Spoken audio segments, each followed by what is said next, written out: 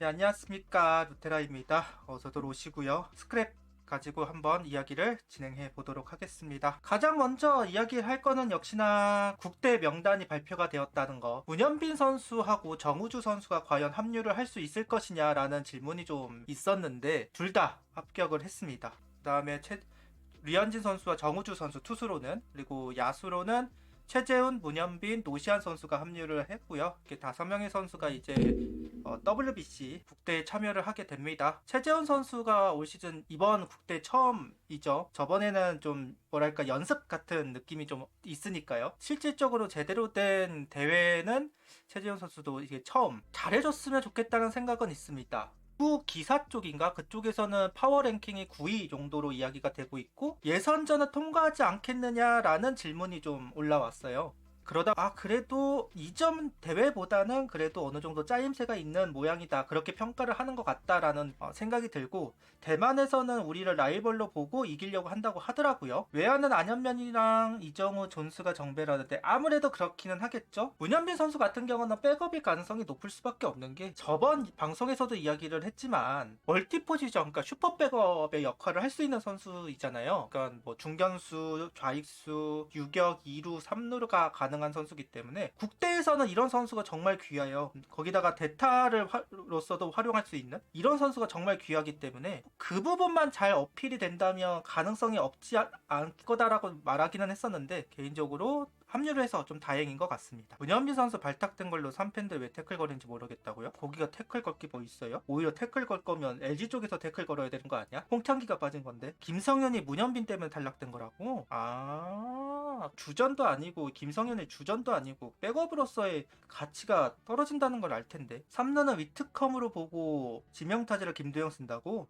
노시안 선수는 백업? 1루 쪽으로 가지 않을까 싶었는데 그것도 아닌가 보네요. 아마 확실히 대타 능력을 가지고 있는 선수도 한 명 필요하긴 하니까 그렇게 한 것 같기도 하네요. 그렇게 따지면 문현빈은 뭐 멀티 포지션이 아닌가? 그냥 자기 선수들이 안 나갔다고 뭐라 하는 것 같은데, 이런 말하지 미안하지만 제가 하나 팬이라서가 아니라 국대에서는 활용도가 오히려 문현빈 선수가 더 낫다라는 생각은 있어요. 질문을 주시는 거에 대답을 하는 거라고 하면, 왜냐면 내야가 가능하잖아요. 어찌됐든 같은 백업이라면 외야만 돌아다니는 김성현보다는 외야하고 내야를 다 돌아다닐 수 있는 문현빈을 선택하겠지. 타격 능력이 떨어지는 것도 아닌데. 거기서는 아마 이특컴 이야기가 있는 건 사실이에요. 3루 맡기고 뭐 노시안 선수가 1루 아니면 뒤로 빠지는 것 같은 느낌이 좀 들죠. 지명타자 할 가능성이 높다고 합니다. 김도영 선수 같은 경우는. 솔직히 아픈 선수인데 아직 완쾌가 됐다고 말할 수는 없으니까요. 거의 근데 하나 선수들이 좀 백업 역할을 좀 많이 하지 않을까라는 생각 좀 있습니다. 야수 같은 경우는 문현빈도 그렇고 최재훈도 그렇고 노시안도 마찬가지고, 전면에 나서기에는 경쟁자들이 좀 있다. 특히나 위트컴이 합류한 이상 노시안 선수를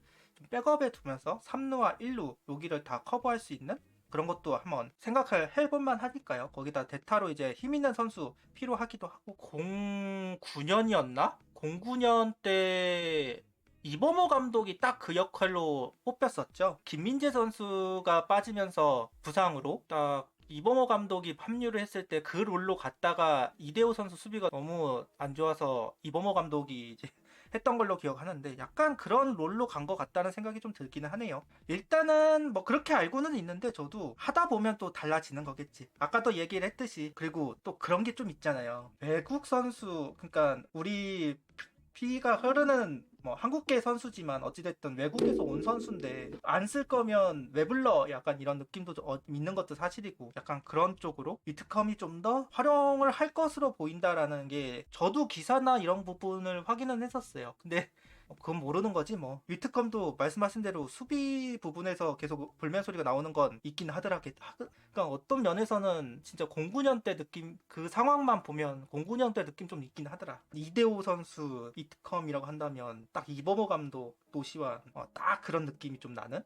상황은 모르죠. 누가 그 당시 그 대회 나가가지고 타격감이 좋은 선수가 결국은 기용을 많이 받겠지. 김주원 선수가 국내에서도 실책이 많죠. 네. 근데 유격수 한 명 데리고 가지 않았어요? 한 명 데리고 간 걸로 알고 있는데, 딱 김도영 선수가 유격수라고 보긴 어려우니까 김주원 선수가 무조건 하긴 해야 될 거예요. 어쨌든 하나 선수들로는 이게 5명의 선수가 이제 합류를 했다. 그 정도 이야기를 하면 될 것 같아요. 노시안 선수가 나가려면 일로를 해야 하는 방법밖에 없다고 생각하긴 했었는데 그 부분도 어떻게 될지는 좀 지켜봐야 되겠네요. 왕해찬 선수가 대만 대표팀이 탈락됐습니다. 무조건 합류를 할 것이라고 봤었는데 아무래도 이제 미국에서 있는 선수들이 물론 우선권이 있겠지만 왕해찬 선수도 일본에서도 역할을 했었던 만큼 합류가 될 거라고 봤었거든요. 근데 무슨 이유인지는 모르겠지만 왕해찬 선수가 일단은 빠졌어요. 뭐 우리 한 입장에서는 나쁘지 않은 소식이기는 합니다. 강력한 카드 한 장이 사라진 것도 그렇겠지만 또 한편으로는 시즌을 준비하고 있는데 왕해창 선수가 대표팀까지 갔다 오는 걸 달갑다고 볼 수는 없는 건 사실이니까 그래도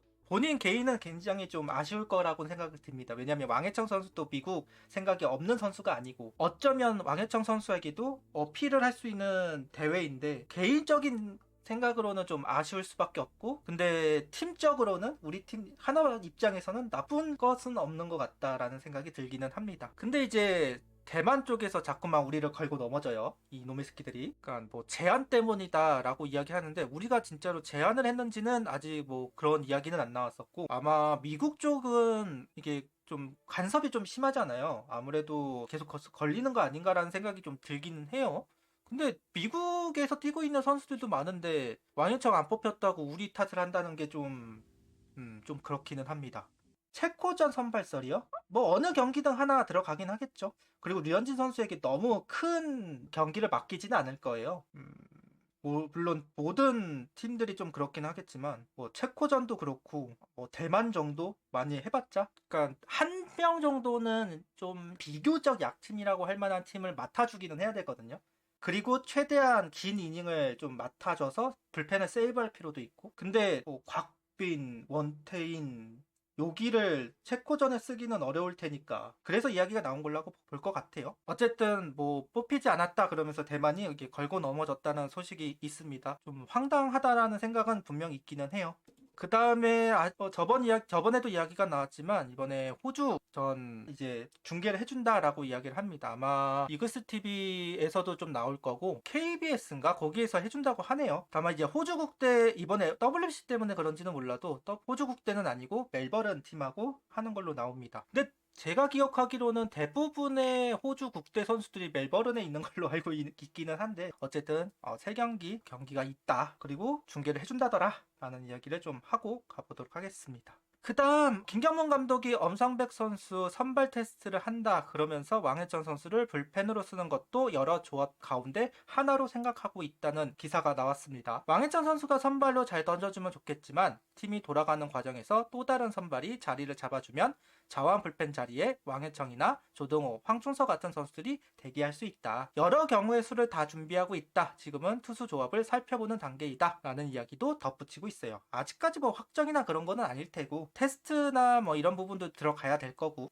엄상백 선수가 먼저 기회를 받는 건 당연한 이야기가 될 수도 있을 거고요. 딱 작년 케이스하고 비교를 해보자면 왕희천 선수가 약간 문동주였고 이상규 선수가 엄상백, 조동욱 선수가 황준서 약간 그 느낌이 좀 나기는 해요. 왕희천 선수가 선발로 갈지 불펜으로 갈지 좀 왔다 갔다 하는 상황에서 먼저 기회를 받았던 건 작년 같은 경우 이상규 선수가 5선발로 먼저 기회를 받으려고 했었잖아요. 그런 것처럼 한번 테스트를 해보고 이상규 작년에는 그게 실패를 했었는데 이번에 엄상백 선수가 좀 성공을 한다면 자연스럽게 또 왕희천 선수 뒤로 돌려도 상관이 없을 테니까 이런 부분을 좀 생각하고 있는 모양입니다. 지금으로서는 뭐 여러 가지를 살펴봐야 될 거고 제일 좋은 건 아무래도 왕희천 선수가 8회에 들어가서 한승혁 선수의 역할을 해주는 거 또 하나의 방법이긴 하겠죠. 그 얘기는 결국 엄상백도 살고 왕희천도 사는 방법일 테니까 아마 엄상백 다음은 황준서가 대기하고 그 다음에는